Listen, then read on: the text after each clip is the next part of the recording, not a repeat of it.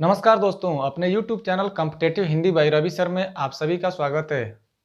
पिछली क्लास में हम लोग वाक्य के अंग के बारे में पढ़ रहे थे और उसी क्रम में आज हम लोग वाक्य के भेद के बारे में पढ़ेंगे कि वाक्य को कितने आधार पर बांटा गया है। वाक्य को दो आधार पर बांटा गया है, एक रचना के आधार पर और दूसरा अर्थ के आधार पर।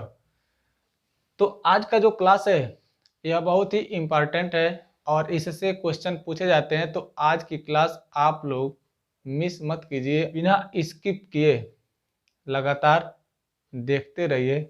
आपको इस क्लास से बहुत बेनिफिट होने वाला है, बहुत फ़ायदा होने वाला है।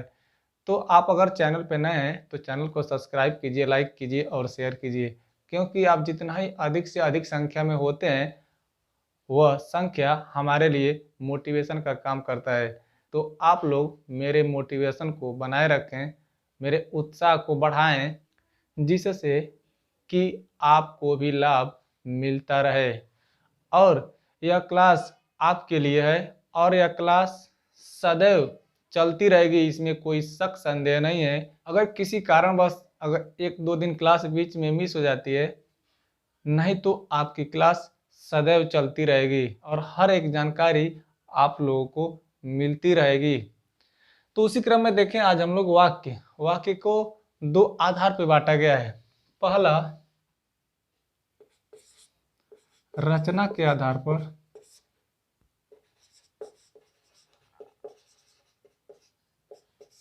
और दूसरा अर्थ के आधार पर।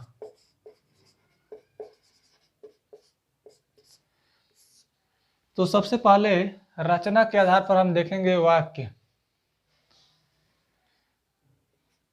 रचना के आधार पर वाक्य के तीन भेद होते हैं। पहला सरल वाक्य, इसी को सामान्य वाक्य भी कहा जाता है। दूसरा संयुक्त वाक्य और तीसरा मिश्र वाक्य। आज आप लोग को मैं यह विश्वास दिला रहा हूं कि वाक्य से संबंधित कोई समस्या आज के बाद नहीं रहेगी, अगर आप क्लास को लगातार देखते हैं तो। अब देखिए, सरल वाक्य किसे कहते हैं? जिसमें एक क्रिया होती है, यानी बहुत कुछ याद करने की कोई ज़रूरत नहीं है, कोई दिमाग पे प्रेशर लेने की कोई ज़रूरत नहीं है।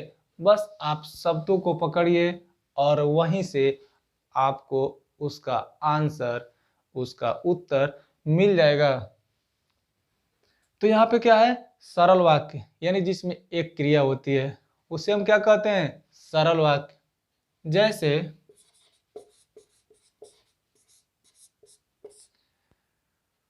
वह बहुत तेज दौड़ता है। वह बहुत तेज दौड़ता है, तो यानी दौड़ना इसमें क्या हो गया? क्रिया, यानी जिसमें एक क्रिया होती है उसे ही हम क्या कहते हैं? सरल वाक्य। यानी चाहे वाक्य भले ही लंबी हो, यानी अगर कभी कभी वाक्य बहुत लंबे होते हैं लेकिन उसमें क्रिया एक होती है, तो हमें बस देखना है कि क्रिया कितने हैं। अगर एक क्रिया है तो सीधी सी बात है कि वह सरल वाक्य होगा। आशा है कि आपको पहला ही सरल वाक्य में समझने में कोई समस्या नहीं हुआ होगा। अब दूसरा का क्या है? संयुक्त वाक्य। अब संयुक्त वाक्य यानी जिसमें संयुक्त वाक्य को पढ़ने का, बहुत याद करने का, दिमाग पे प्रेशर लेने का कोई आवश्यकता नहीं है। यानी जिसमें दो क्रियाएं होती हैं और दोनों क्रियाओं को क्रमशः किसके द्वारा जोड़ा जाता है? और, अथवा, लेकिन, परंतु, तथा,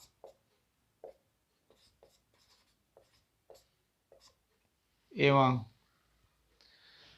यानी परिभाषा के साथ साथ, परिभाषा तो हो गया कि जिसमें दो क्रियाएं होती हैं और उसको और, अथवा, लेकिन, परंतु, तथा, एवं आदि के द्वारा दोनों क्रियाओं को जोड़ा जाता है, वहां पर संयुक्त क्रिया होती है। जैसे सूर्योदय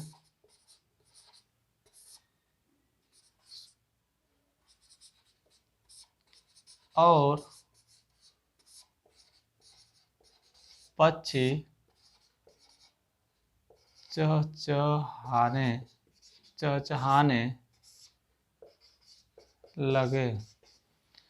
सूर्योदय हुआ और पक्षी चहचहाने लगे, यानी यहाँ पर क्या देखना है कि जिसमें दो क्रियाएं हों। तो यानी यहाँ पर हुआ यानी होना और लगना, दो क्रियाएं मिल गई।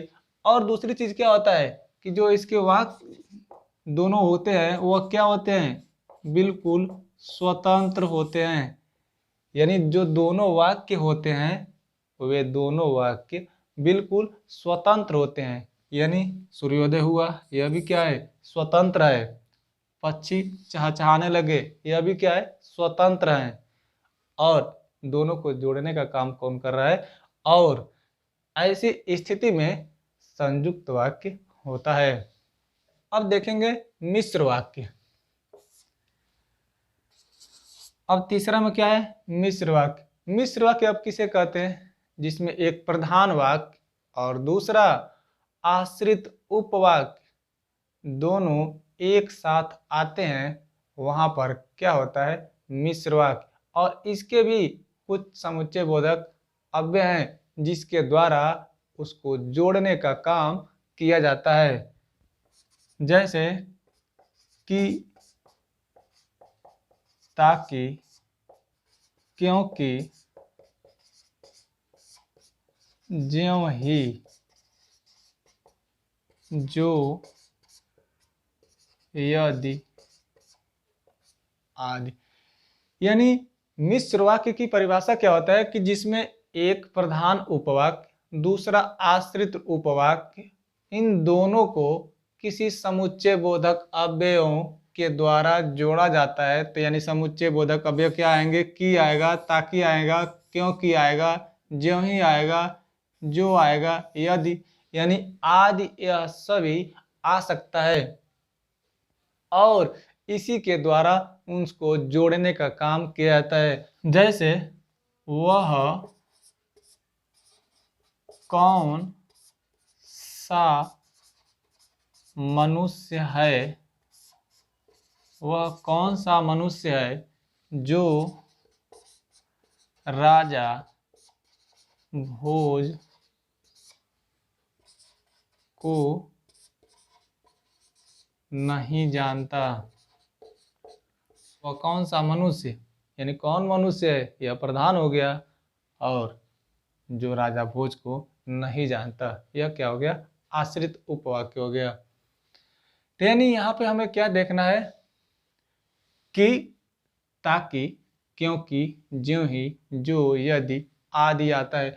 यानी अब इसको देख लीजिए एक सरल तरीके से, इसको पहचानने का तरीका एक सरल रूप में देख लीजिए। अभी तक तो आप इसकी परिभाषा समझे हैं, लेकिन आप सरल रूप में जान लीजिए कि इसे कैसे करना है। सरल वाक्य में तो कोई समस्या नहीं होगा, इसमें तो एक क्रिया होती है सरल वाक्य। दूसरा, अगर इसमें नहीं है तो संयुक्त में भी नहीं होगा। इसमें क्या होता है कि दोनों स्वतंत्र वाक्य होते हैं और उसे और, अथवा, तथा आदि के द्वारा जोड़ा जाता है। मिश्र वाक्य में अक्सर क्या होता है, की का प्रयोग किया जाता है, कि, क्योंकि, जो, यदि। यानी इन्हीं 3-4 शब्दों को अगर आप पकड़ लेंगे तो मिश्र वाक्य से संबंधित जो भी क्वेश्चन होगा वह आपसे दूर नहीं होगा। अब इसी क्रम में अगला देखेंगे, अर्थ के आधार पर वाक्य के भेद। अर्थ के आधार पर वाक्य के 8 भेद होते हैं। पहला, विधानवाचक। पहला क्या है, विधानवाचक। दूसरा, निषेधवाचक। तीसरा, प्रश्नवाचक। चौथा, आज्ञावाचक। पांचवा, संदेहवाचक। छठा इच्छावाचक, सातवां संकेतवाचक,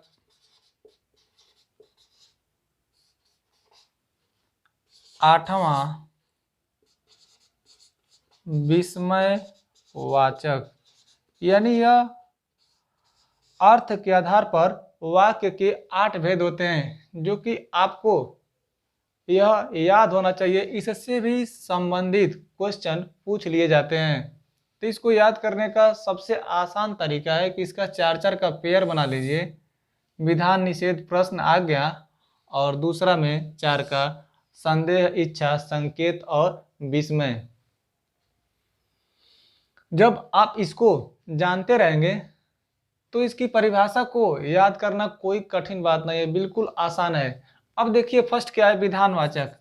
यानी जो विधान हो, यानी जो रीति हो, जो परंपरा हो, जो पहले से चलता चला आ रहा हो, उसे ये क्या कहते हैं, विधान। दूसरा नकारात्मक वाक्य होते हैं, उसे निषेध कहते हैं। प्रश्न, जिसमें प्रश्न पूछने की बात की जाती है, वह प्रश्न हो जाएगा। आज्ञा, जिसमें आज्ञा दिया जाता है, जिसमें आदेश दिया जाता है, उसे हम क्या कहते हैं, आज्ञावाचक। संदेह, यानी जिसमें हमें संदेह हो, वह क्या हो जाएगा, संदेहवाचक। इच्छावाचक, यानी सामने वाले को देखकर, यानी अगर वह कोई अच्छा काम करता है तो उसको देखकर मेरे मन से एक भाव व्यक्त होता है, उसे क्या कहते हैं, इच्छावाचक। संकेत, संकेत में क्या होता है, इसमें एक क्रिया दूसरी क्रिया पर निर्भर होती है। विस्मय का अर्थ क्या होता है, आश्चर्य। यानी अब इसको याद करने के लिए, इसकी परिभाषा को समझने के लिए हमें कोई भी मुश्किल यानी किसी भी तरह की कोई समस्या नहीं है। अब इससे संबंधित एक एक एग्जाम्पल हम लोग देख लें। अब विधानवाचक में जैसे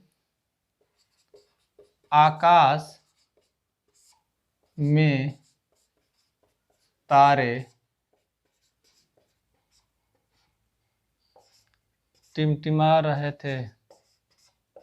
आकाश में तारे टिमटिमा रहे थे, यानी आकाश में तारों का टिमटिमाना कोई आज अचानक नहीं शुरू हुआ है, यह बहुत पहले से है। यानी एक विधान के तौर पे है, यानी एक परंपरा के तौर पे है।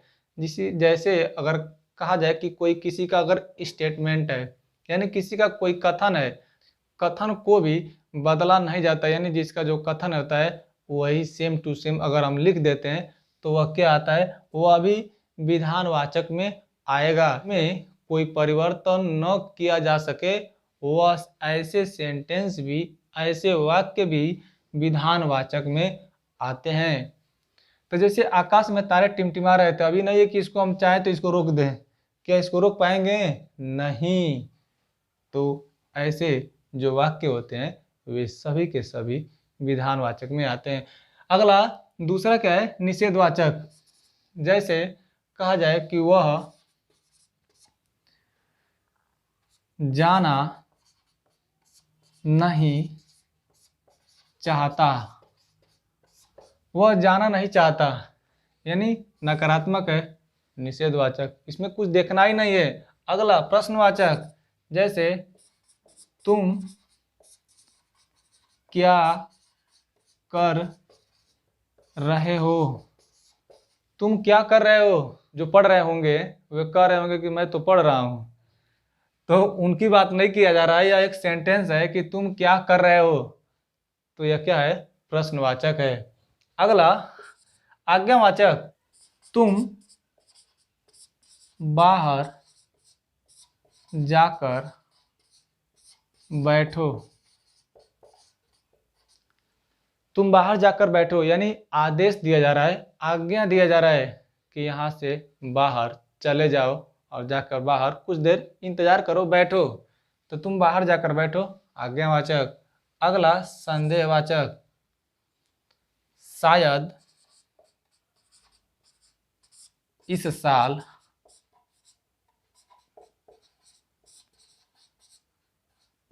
कुछ अच्छा हो, शायद इस साल कुछ अच्छा हो, आपके लिए भी और हमारे लिए भी, यानी सबके लिए। केवल आपके लिए और ना हमारे लिए, यानी सबके लिए। तो शायद इस साल कुछ अच्छा हो, यानी शायद यह क्या है, संभावना व्यक्त किया जा रहा है, संदेह व्यक्त किया जा रहा है कि हो सकता है कि इस साल हम लोगों के लिए कुछ अच्छा हो, या जो वर्ष है यह हम लोगों के लिए अच्छा हो। अगला इच्छावाचक। इच्छावाचक में क्या होता है, जैसे भगवान